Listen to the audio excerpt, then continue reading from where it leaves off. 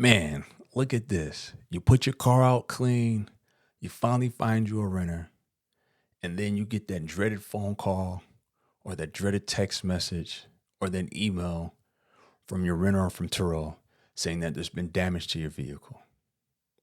And nobody cares. They call you or they email or they text message you without a care in the world that they just damaged your asset and gave you a headache. Welcome back to Pitstop to Profits, and today we're talking about the reality of the rental car industry when it comes to claims and accidents. Stay tuned, I got a good one for you guys today. Let's get into it. So I get that dreaded phone call from my renter saying that there was damage done to the vehicle.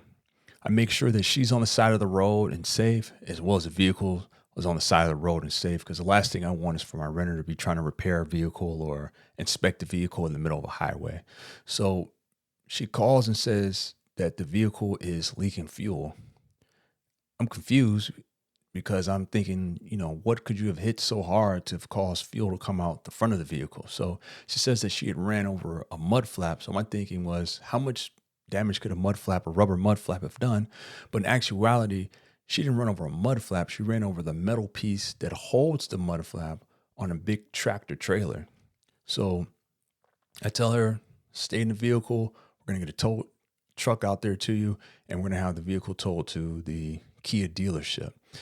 Now, as a rental operator, your first instinct, of course, is to get upset, to get mad, to get angry, to want to say bad things to your renter. But in all actuality, this is just a part of the game. You got to keep it professional, you got to keep it polite, because at the end of the day, it wasn't their fault.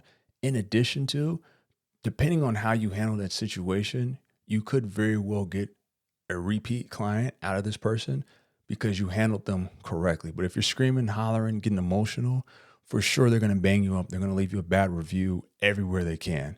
So if you handle your clients correctly, you have nothing to worry about. In addition to, we always make sure that we take good pictures, good videos before a vehicle goes out so that it cuts back on any discrepancies of what was or wasn't. And in this case, no damage was actually done to the top side of the vehicle. All the damage was actually done under the vehicle, which is kind of a new case for me. And I'm going to see where this goes because no one takes pictures under a car before it goes out. Or at least I don't. Maybe you do. Most new hosts only think about the initial repair cost, but the real killer in this situation is actually the downtime. And it hurts because your car is literally just someone's shop or someone's lot. It's not making a dime for you. And you still have to cover the cost of that note. If you're financing your vehicle, you still have to pay for the insurance, and the vehicle is earning you nothing while it's sitting up somewhere.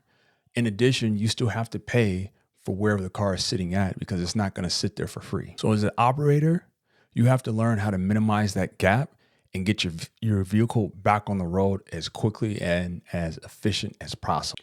So here is the part your favorite guru, your favorite social media socialite, the person you love to follow. This is the part that they don't tell you about Turo, is that there is no loss of use for Turo.